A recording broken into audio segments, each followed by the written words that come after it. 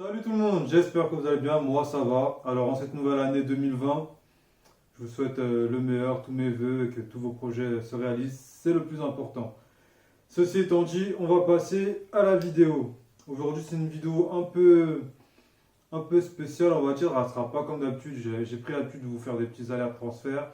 Là ça sera un petit mélange d'alertes transferts et de l'actualité du football et on va commencer avec le numéro un qui est le retour à Milan de Zlatan Ibrahimovic. De toute façon, je pense que vous l'auriez déjà deviné. Alors, Zlatan à Milan, moi ce que j'en pense, ça peut faire que du bien au Milan AC, qui manque cruellement, mais vraiment cruellement, et on va rester poli, je vais dire de caractère, même si je pense autre chose, mais bon, je pense qu'on s'est compris. C'est une équipe qui manque de caractère, et il n'y a pas que ça, même dans le jeu il est super ennuyeux. C'est un Milan qui d'année en année me surprend dans la médiocrité. On va passer par quatre chemins, hein. C'est la vérité. D'année en année, ce Milan me fait de la peine en fait, parce que Milan c'est censé être un très grand club et là où on voit où il végète, c'est vraiment la gestion elle est cataclysmique. Il n'y a pas d'autre mot. Et j'espère qu'avec l'arrivée de Zlatan, qui va apporter son expérience, son caractère, sa fougue, tout ce que vous voulez, va faire du bien aux joueurs qui seront avec lui. Et j'espère qu'il va pouvoir faire comme lors de son premier passage, booster certains de ses coéquipiers. Il l'avait fait avec Kevin Prince Boateng qui avait fait l'une des meilleures saisons de sa carrière, on va pas se mentir. Avec El Shaarawy aussi qui avait été très très bon. Donc j'espère qu'il va faire exactement la même chose avec Raphaël Leao et je sais pas comment c'est dit comme ça. Bon, en tout cas moi je le dis à la française, hein, Raphaël Leao.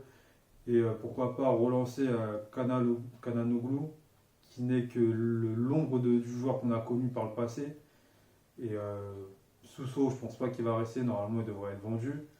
Mais les joueurs qui vont rester, qui vont être avec lui en attaque, j'espère qu'il va pouvoir les relancer et les booster parce que Milan a vraiment besoin d'une attaque de feu pour pouvoir accrocher le podium, ou au moins du moins les quatre premières places pour pouvoir participer à la Ligue des Champions. Parce que là, c'est vraiment catastrophique, ça dure depuis trop longtemps. Il faut se rendre compte que depuis que Zlatan Ibrahimovic et Thiago Silva sont partis du club, le Milan n'a pu accrocher la Ligue des Champions. Ils n'ont plus participé à la Ligue des Champions. Et je trouve ça vraiment. Il n'y a même plus de mots, franchement, il n'y a même plus de mots. C'est désolant. Une équipe comme Milan, ça doit jouer à la Ligue des Champions. Et je pense que sur ça, on est tous d'accord pour le dire. Donc voilà, le retour de Zlatan, moi je suis vraiment favorable à son retour. Il a signé et je pense qu'il va faire du bien à cette équipe qui manque de caractère. Voilà, maintenant on va passer au top 2 avec le nouvel entraîneur de l'AS Monaco, Robert Moreno, qui a remplacé Leonardo Jardim qui s'est fait licencier il y a à peu près une semaine. Et le moindre qu'on puisse dire, c'est que il a des idées cet entraîneur. Franchement, j'ai vu ses deux premières conférences de presse et la façon dont il parle du foot, le mec respire le football. Ah, on va pas se mentir, il respire le football au point que les journalistes des fois ne comprennent pas ses réponses tellement il parle football. Il respire football, ça se sent.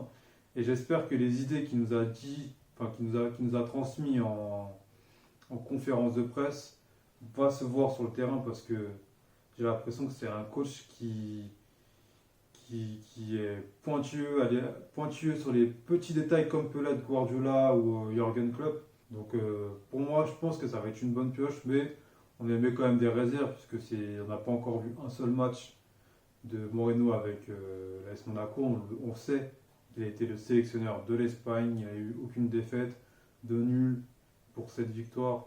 C'est un bilan qui est plus qu'honorable, on va pas se mentir. Après, on parle quand même de l'Espagne avec une des nations qui a les plus grands joueurs de la planète football. Mais il faut quand même le faire. Selon son prédécesseur, il n'avait pas été si bon, on va dire. Donc ce que Moreno a fait avec l'Espagne, c'est quand même quelque chose d'appréciable.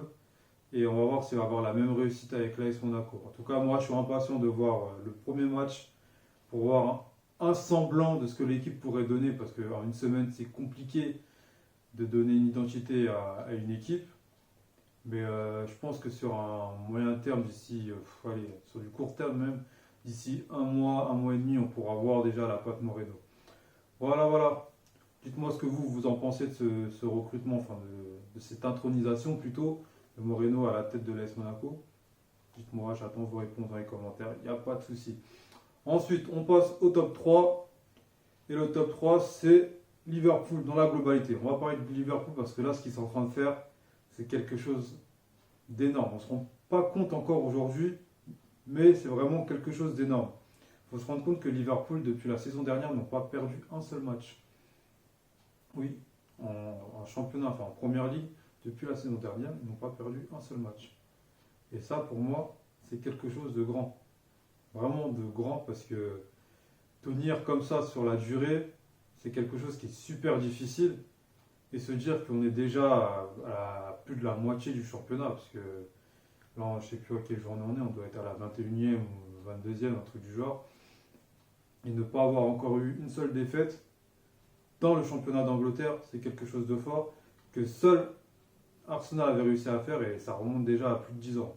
Donc je ne sais pas si vous vous rendez compte de l'exploit qu'ils sont en train de faire, de l'histoire qu'ils sont en train d'écrire Liverpool avec Jürgen Klopp à la tête. Moi, ce que j'ai à dire, c'est que s'ils arrivent à rester comme ça jusqu'au mois d'avril sans défaite, ils vont égaler le record d'Arsenal. On pourra les appeler les invincibles. Et si en plus de ça, Liverpool accroche le titre, arrive à avoir le titre de champion d'Angleterre, franchement, un grand bravo à Jürgen Klopp parce qu'il a réussi en quelques années à façonner une équipe à son image. Et ça, franchement, il fallait le faire. Parce que Liverpool, c'est un grand club avec une bonne infrastructure, mais ces dernières années, c'était pas facile. Il y a quelques années en arrière, ils ont failli avoir le titre, mais la glissade de Gerrard, on s'en souvient tous, leur avait coûté le titre. Et ça nous a également brisé le cœur, nous les amoureux du football, parce qu'on a trouvé ça dommage. Et chaque année, Jürgen Klopp avec son équipe se rapproche du titre. Et je pense que s'il continue comme ça va être la bonne année. Parce qu'avec un match en retard, ils ont quand même 14 points d'avance sur Manchester City. Ils en ont 11, si je ne dis pas de bêtises, sur Leicester City qui est dauphin. Franchement, ça sent bon. Ils ont encore un crédit de 3 matchs avant de voir les autres les rattraper. Ça veut dire qu'ils peuvent faire 3 fois, ils peuvent avoir 3 contre-performances. Et ils seraient encore premiers. Et ça, c'est ça le plus dingue dans l'histoire. Et il faut se rendre compte que si ils gagnent leur match en retard, ils n'auront plus 14 points d'avance sur Manchester City. Ils en auront 17. 17 points. Je ne sais pas si vous vous rendez compte. On n'est qu'à la mi-saison. Ils ont déjà 14 points d'avance, voire 17 avec le match en retard. C'est incroyable ce qu'ils sont en train de faire. Et franchement, chapeau Jürgen Klopp. On parle beaucoup du trio Mané, Salah, Firmino qui fait du sale. On va pas se mentir, on regarde les matchs. Mais c'est même pas que le trio en soi. Quand on regarde bien le milieu de terrain, c'est l'un des milieux de terrain les plus, comment dire, je dirais pas le plus fort. Parce que au poste par poste, il y a des joueurs qui sont beaucoup plus forts que les joueurs en place. Mais c'est le milieu de terrain le plus complémentaire, on va dire. Ils savent ce qu'ils doivent faire au moment où ils doivent faire. Ils n'ont pas besoin de se regarder. Collectivement, c'est bien huilé. Leurs latéraux, pour moi, à l'heure actuelle, ça c'est qu'un avis personnel, mais pour moi, à l'heure actuelle, ils ont les deux meilleurs latéraux du monde, avec Robertson et Trent Alexander. Et on n'en parle pas assez. On dit qu'ils sont bons, mais on n'en parle pas assez, parce que des latéraux avec autant de passes décisives, qui sont autant décisifs dans le jeu de leur équipe, il n'y en a pas beaucoup dans le monde du football, surtout en Europe. Peut-être au Brésil, il doit en avoir, mais c'est pas la même, sans manquer de respect au championnat brésilien, c'est pas la même hauteur au niveau de difficulté. Donc franchement, chapeau, ils ont le meilleur défenseur actuel du monde, et j'ai pas peur de le dire.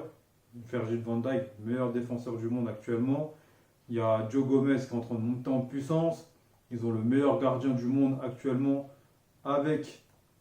pour moi, comment il s'appelle, le Slovène, là, Jan Oblak. Pour moi, ces deux gardiens, Jan Oblak et Alisson Becker, c'est les deux meilleurs gardiens du monde. Et Becker est à Liverpool.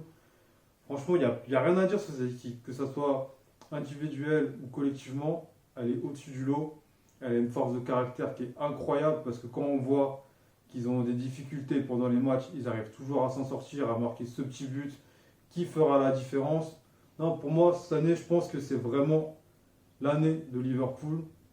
Et je vois pas vraiment comment ils pourraient ne pas décrocher le titre, même si Jürgen Klopp continue à faire de la langue de bois. Au fond de lui, il le sait. C'est juste pour garder ses joueurs concentrés sur l'objectif et qui ne prennent pas la grosse tête et qui jouent pas qui tombent pas dans la facilité. Mais on le sait tous, je le sais, vous le savez, ils le savent. Le titre, normalement, il doit être à eux. Parce que même quand on regarde le banc, les joueurs qui rentrent, qui font la différence. Quand je pense à Naby Keita, quand il rentre, il fait la différence, que ce soit par une passe D ou par un petit but. Pareil pour Adam Lallana, qui a marqué un but assez important la dernière fois. Donc, c'est des joueurs qui font la différence quand ils rentrent. Ils ont un banc, ils ont une équipe et ça fait le taf. Là, ils sont en train de gagner tous les titres, dernier vainqueur de la Ligue des Champions, ils ont gagné la Super Coupe d'Europe, ils ont gagné le trophée intercontinental. Ils sont en train de tout gagner. Alors, donc juste le championnat d'Angleterre et je pense que ça va être cette année. Voilà, voilà. C'est tout ce que j'avais à dire par rapport à l'actualité footballistique. Je vous souhaite encore une fois mes meilleurs vœux pour cette année 2020 et que tous vos projets se réalisent. C'est très important, c'est comme ça qu'on avance dans la vie. Profitez de vos proches aussi, c'est également très important. Je vous dis à la prochaine pour une nouvelle vidéo, mais avant de vous quitter, n'oubliez jamais le foot, c'est plus qu'une passion. Allez, à plus les gars.